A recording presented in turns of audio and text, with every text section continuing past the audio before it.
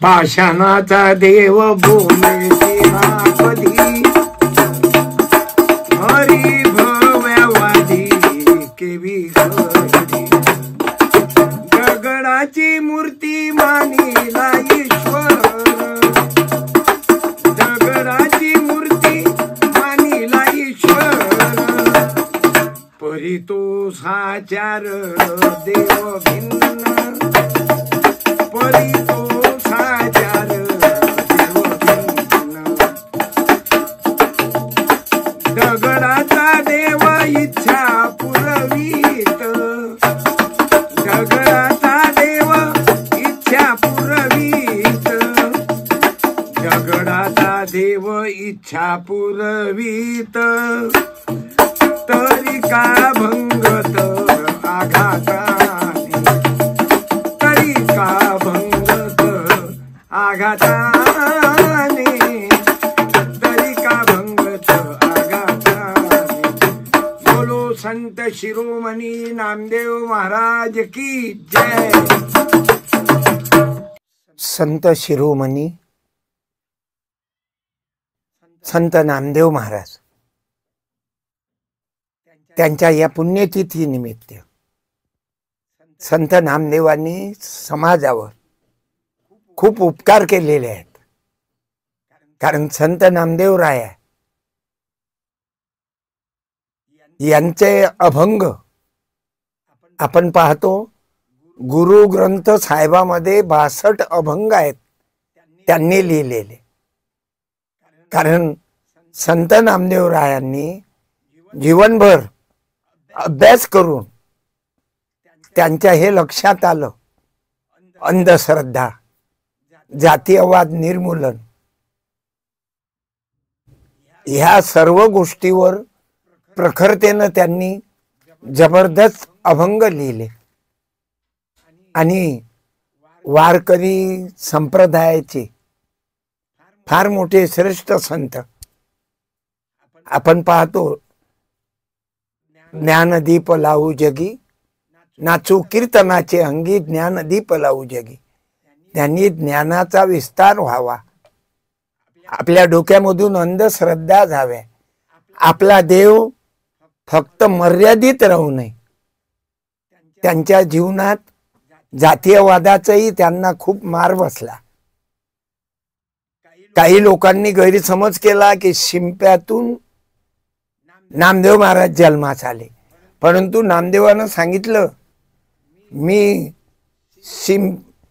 शिंप्यातून म्हणजे ते शिंपले त्यामधून जन्म नसून नामदेवाची आई गोनाई वडील दामासेठी माझा जन्म माझ्या मायबापाचा अपमान होईन असं जर म्हणाल तर हा माझ्या आई बापाच्या त्यांचे माझ्यावर उपकार आहेत असा सांगणारे आमचे नामदेव राया त्यांचे अनेक अभंग आहेत की गुरु ग्रंथ साहेबामध्ये त्यांची अभंग गाथा एवढी सुंदर आहे डोक्यातून अंधश्रद्धा निघणारी की त्यांचे उदाहरण दिसतात। देवाचं देवत्व आहे ठाई ठाई। नामदेव राया औंढा नागनाथला जेव्हा गेले संत गोरोबानं पाठवलं तर तेव्हा विसोबा खेचर महादेवाच्या पिंडीवर औंढेश्वराच्या पिंडीवर पाय ठेवून झोपले होते। नामदेवाला दुःख वाटलं राग आला देवाच्या पिंडीवर पाय ठेवता तर विसोबा खेचरांनी सांगितलं तुला वाटते ना जिथं देव नाही तिथं ठेव तिथं पाय ठेवले तिथेही महादेवाची पिंड। याचा सांगायचा अर्थ होता नामदेवाचा की तो जडी तडी पाशानी भगवंत कुठेही आहे सत्य बोलणं देव झाडे लावणं देव जातीयवाद जे पसरवत नाहीत जे माणसाला सारखा दर्जा देतात त्याच्यात देवत्व स्वच्छता देवत्व या सर्व गोष्टीमध्ये संत नामदेवांनी आपल्या समोर अभंग काही अभंग निवडक अभंग नामदेव महाराजांनी आपल्या डोळ्यासमोर ठेवले। आपण नेहमी ऐकतो कारण नामदेवाचे अभंग आम्हाला पुराणातील वैकुंठ नको, पंढरपूर हेच आमचे वैकुंठ आहे. त्यांना स्वर्ग ह्या कबूल नव्हता. त्याचं स्वर्ग होतं पंढरपूर. स्वर्गाचं नाव काढलं तरी ते असे म्हणायचे की मला स्वर्ग पंढरी पुढे ओकारी झाल्यासारखं वाटतं. अशा तऱ्हेनं संत नामदेव महाराज यांना राष्ट्रसंत म्हटलं तरी वावगं जाणार नाही. नामदेव महाराजांनी पूर्ण भारतभर प्रवास केला आणि एवढा मोठा प्रवास करून त्यांनी शोधलं की माझा खरा देव कशात आहे. अनेक लोक धर्माच्या नावावर पैसा खातात.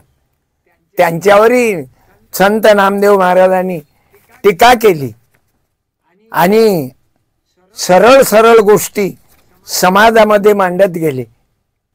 म्हणून तीर्थात आंघोळ केल्यानं पाप धुतल्या जात नाही. नामदेवाला त्या अभंगातून मांडायचं होतं की काय करुनी तीर्थाटने मन भरिले अवगुणे, काय करावे ते तप चित्ती नाही अनुताप, मन संकल्पाची पापे न जाती तीर्थाची नि बापे, नामा म्हणे सर्व सोपे पाप जाये अनुतापे. म्हणून नामदेव महाराजांनी अशा अनेक समाजातल्या देव इथंच आहे बा, इथं आंघोळ केल्यानं पाप धुतल्या जाते, ते त्यांच्या डोक्यात नव्हतं. पाप करू नका, पाप धुवायचे अशी काही कोणतं पाणी नाही. म्हणून संत नामदेव महाराज आज जगप्रसिद्ध आहे. म्हणून मी नामदेव महाराजांना वंदन करतो. ज्या नामदेवामुळं संत गोनाईचा, आपल्या आई वडिलांचा, दामाशेट्टी महाराजांचा शिंप्याचं काम करत होते. अरे एका ठिकाणी तर नामदेवानी लिहून ठेवलं, मला शिंपी केलं, हे माझी गलती आहे काय. अशा अनेक तऱ्हेच्या अभंगात शिंपी याची कुडी जन्म माझा झाला. सांगायचं म्हटलं त्यांचा जो उद्देश होता, आम्ही जातीयवादी मंडळीनं नामदेवाला शूद्र समजून मंदिरातून कीर्तन बंद करायला लावलं. मंदिराच्या मागं जा असं सांगावं लागलं. नामदेवराया मंदिराच्या मागं गेले तरी गर्दी पब्लिकची, जनी जनार्दन पब्लिकची गर्दी मंदिराच्या मागेही गेली.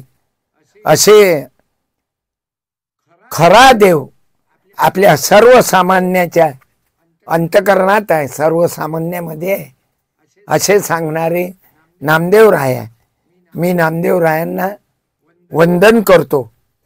ज्ञानेश्वर माऊली, नामदेवराया यांचं हितगुज चालायचं, याची चर्चा चालायची. संत गुरुबांना गुरु मानायचे नामदेवराय. असा आमचा संत शिरोमणी, वारकरी संप्रदायाचे संस्थापक, वारकरी धर्माचे गुरु संत नामदेवराय. वंदन करतो. रामकृष्ण हरी. जय गुरु. आकाशवाणी ऑडियन्सचे धन्यवाद करतो. आकाशवाणी अकोला, मी सर्वांना धन्यवाद देतो की नामदेवरायाचा विचार समाजापर्यंत आकाशवाणीच्या माध्यमातून आपण करीता. रामकृष्ण हरी. जय नामदेव.